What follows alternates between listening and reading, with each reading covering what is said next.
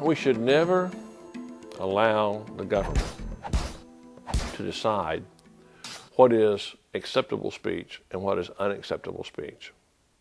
We should penalize behaviors, not opinions, and not speech. If you start trying to regulate speech, you start trying to regulate thoughts, you start trying to regulate beliefs rather than behaviors, there's no way that you're not going to abridge the constitutional rights of millions of Americans.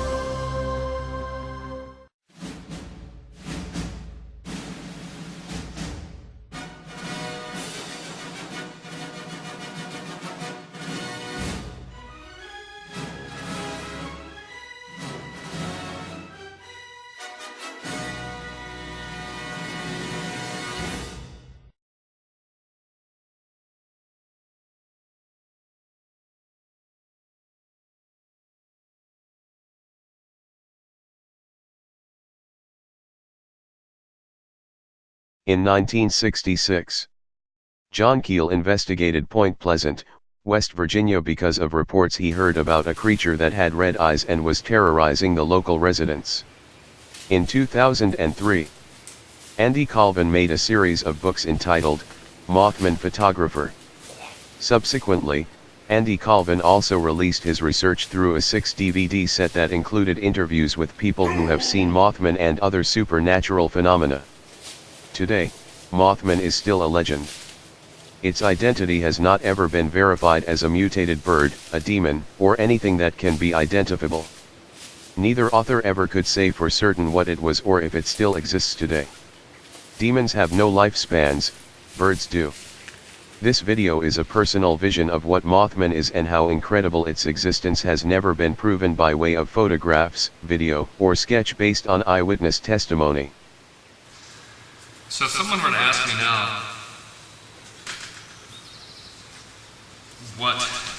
what is this story all about, I would sort of sum it up probably by saying that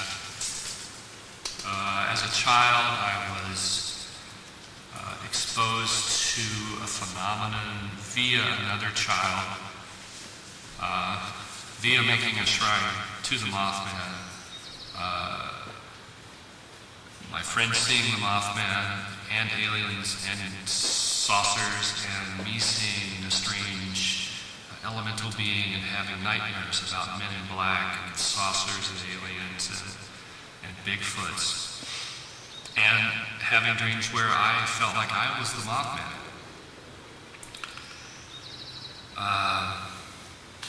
Having another friend see an alien at that same spot. Having sisters with psychic powers, a niece that has seen the Mothman in her bedroom in the early 90s, a sister who's seen the Mothman in the last 2 years in her bedroom. These are people who, in the case of my relatives, aren't really interested that much in the Mothman story. I try to get them to read, the books and things, and it's not something they're really interested in. It's just that when they talk about their experiences, they're describing the Mothman, and they could care less, in a way, what other people might say about the Mothman. They have their own relationship to it. The experience changed my being, and I let it go at that. And for many, many years, thought nothing of it, other than to think that I had a slightly unusual upbringing. A lot of the conscious understanding of this phenomenon didn't come until I was older. However, some things happened in 1981 that carried me further with this. One of them was seeing Harriet again out of the blue, and having her tell me that my father had said that I had a protector. And not knowing what that meant, but being, stimulated by it, and being led actually at that point to do a series of photographs where I traveled around the country, dressed as a Mothman-like figure who was sort of a terrorist and sort of sort of an intruder, an outsider to the norm, sort of a Hayoka figure, and having people respond most to that series, probably than anything else I've ever done. And then wondering about that, what was it that made that series? What was I doing? And so I've spent a lot of time thinking about what I was doing with that series and how it may have connected up with finding Harriet again in 1981. But like a lot of things in this story, you just sort of take it in, forget about it, and move on. And so, whereas it took 13 years for me to move from seeing the vision of exploding buildings in the year 2001, as I did in 1967,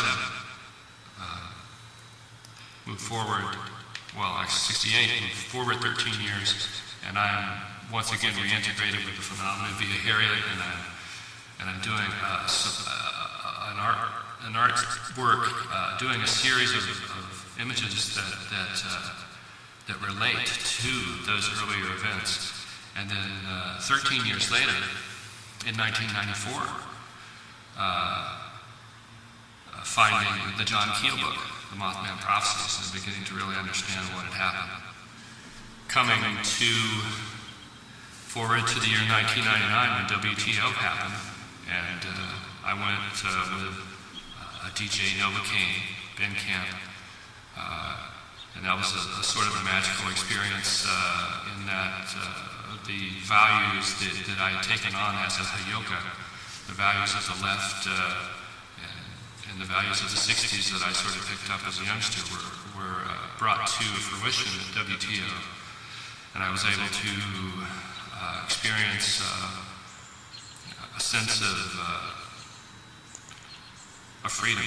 And oddly enough, the standoff with police occurred at 905 East Pine in Seattle, which is the only paranormal spot in the state of Washington mentioned in one of Lauren Coleman's early books, and Lauren being the latest author of a Mothman book.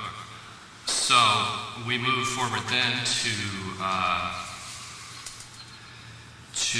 the year 2001 and the events of September 11th, bringing to my conscious mind some unconscious sensations that I needed to contact Tommy to find out if this meant something to him,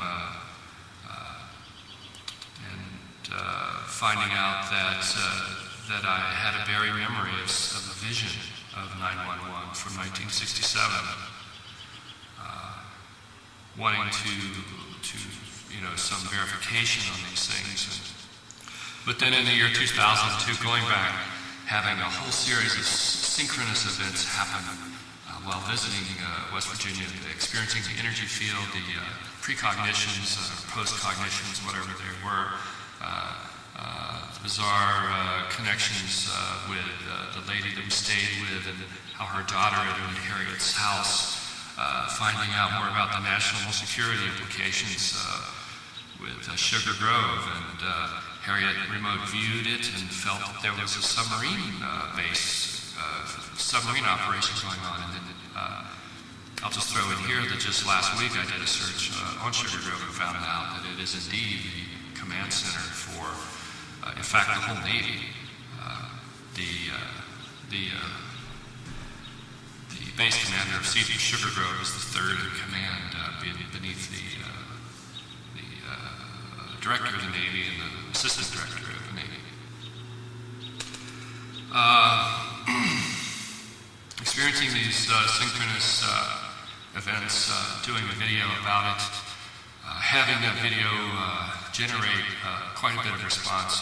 Our rough draft of the 2002 tour actually caused Harriet to be besieged by Men in Black, wanting to, doing all the classic Men in Black things, smelling strange, acting funny, walking funny, asking probing questions about the family, frightening Harriet, saying that they had spoken to me when they had not.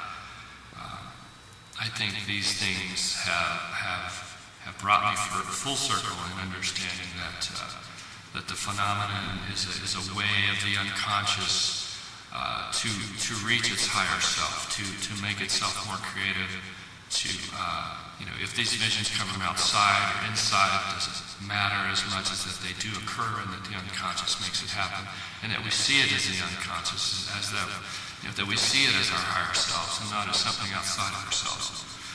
And I just think these are tremendous lessons, gifts of life.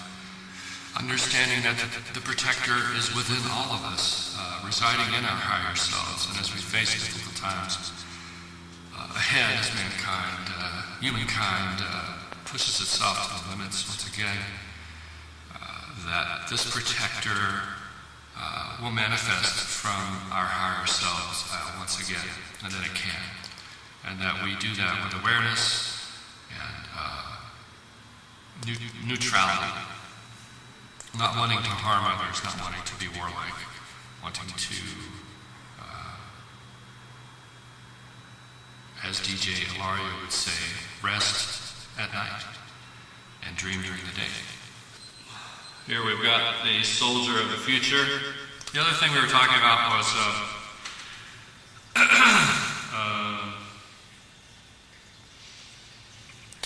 along the lines of this fake alien invasion.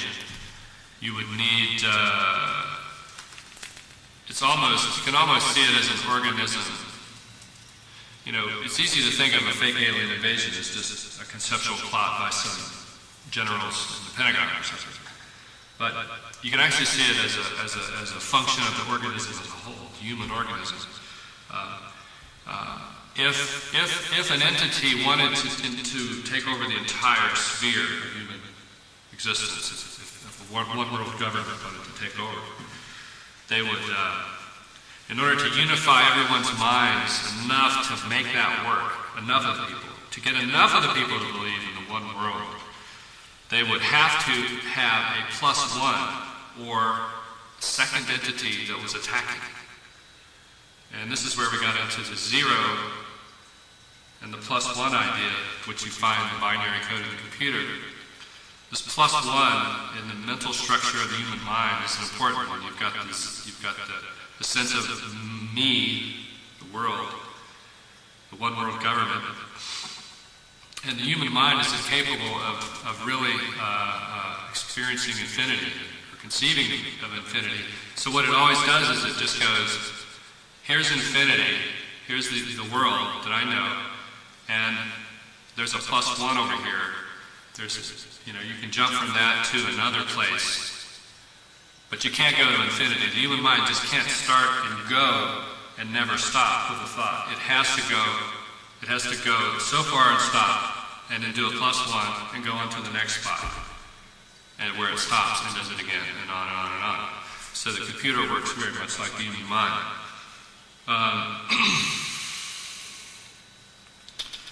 But it's also the essence of Buddhistic duality.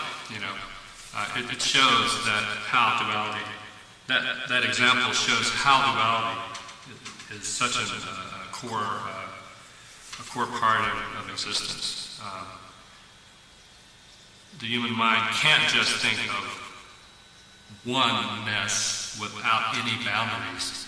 It can only think of this much +1. It can only think of duality. The human mind can only conceive dualities. Which is why human mind must be bypassed in order for the subconscious and the higher self to unify. Because you've got the higher self, subconscious, and the conscious mind in the center blocking the communication. This is a typical kahuna or huna explanation of the mind. You have to get the conscious mind to stop in order for the other two to unify and for the whole organism to reach its own self-realization. Stopping the mind can be lots of things. It can be meditation, focus to a degree to where the conscious mind stops. It can be a shock. It could be a shock like seeing the Mothman, a Bigfoot or Thunderbird. Ultimately, any stories that you've made up about your life and what it means are meaningless and don't actually exist. So, as part of the awakening process, it would be important to take this entire Mothman experience, make an explanation for it, and then let go of the explanation. So, as we look at aspects of our own culture, our own selves, our own higher selves, and what it is that we are doing to protect ourselves, what is it in us that is the protector? It's the ability to adapt, to always remain fluid, to remember, that to plan for contingencies, to plan for things that are awry, to always be ready for something to go wrong, and in fact to simulate it, in order to keep the energy alive, to keep the awareness alive. Life is such that you just can't grow stagnant. I mean, you can try, but you're really just fighting reality, because reality is always changing. The minute you think you have this phenomenon down, it changes, and it forces your mind to adapt, or else not survive. So I think the protector is that innate that we have inside us that heals us, that protects us, that keeps us alive, that figures out ways to solve problems. So I think as we reach more of a cataclysmic time, that you're going to see more people manifest the yoga by seeing the Thunderbird, and then by helping to transform society into a more just solving problems. I think this is what I sense it in certain people that I've met in this phenomenon, like Rob Godby, who's a person who's thought deeply about how can we make the educational system better, because that's really the root of survival, is how you educate your children, how the society educates itself, and once that breaks down, then you're on the road to problems. So the protector is that part of us that needs to be recognized and understood, and the values of protection, the values of survival need to be, understood. That's the value of the myth, I think.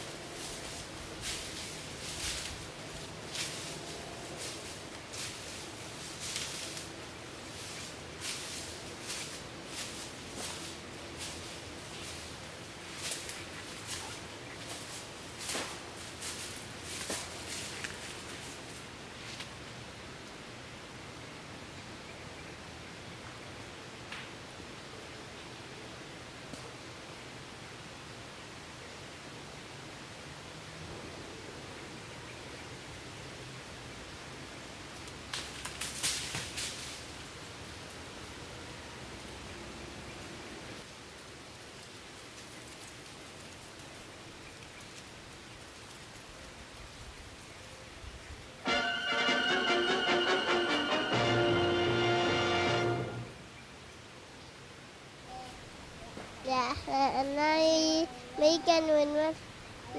بيحب الوصلة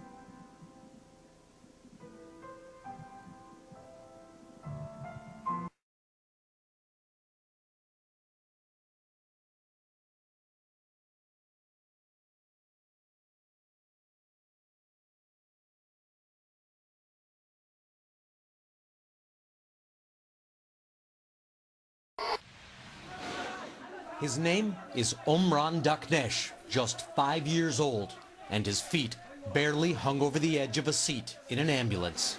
Dazed, he didn't cry as he wiped away blood and the dust of a building that collapsed around him in an airstrike. His silence somehow reminded the world today of its silence in the face of the atrocities in Aleppo. Omran was pulled out alive Wednesday. 5 other children died when the building they were in was hit during the relentless Syrian-Russian offensive on rebel-held areas in Aleppo. The image of Omran's face spread like wildfire on the internet.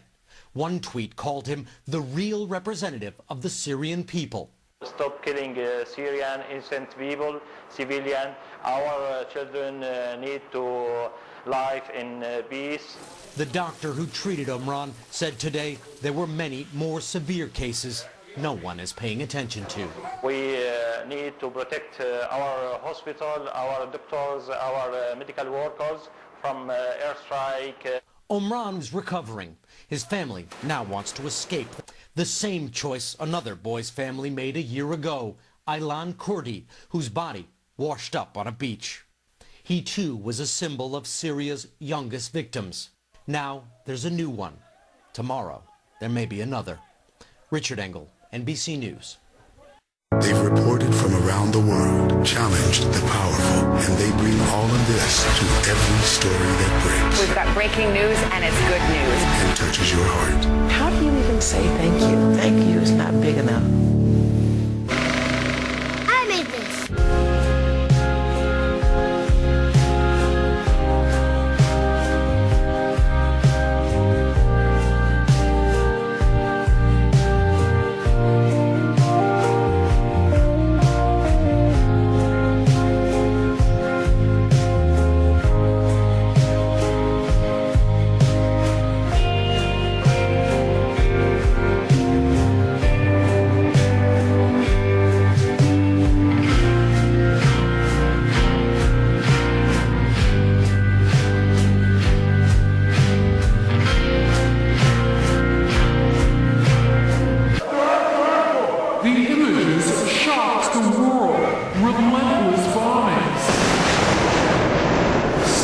survivors.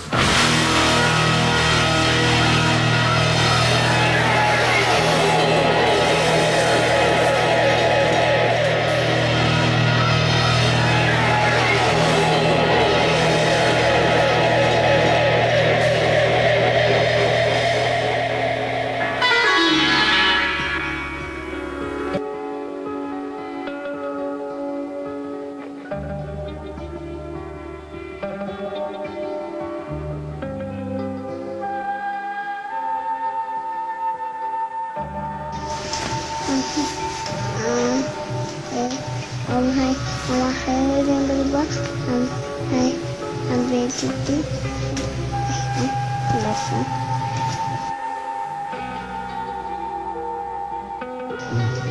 apa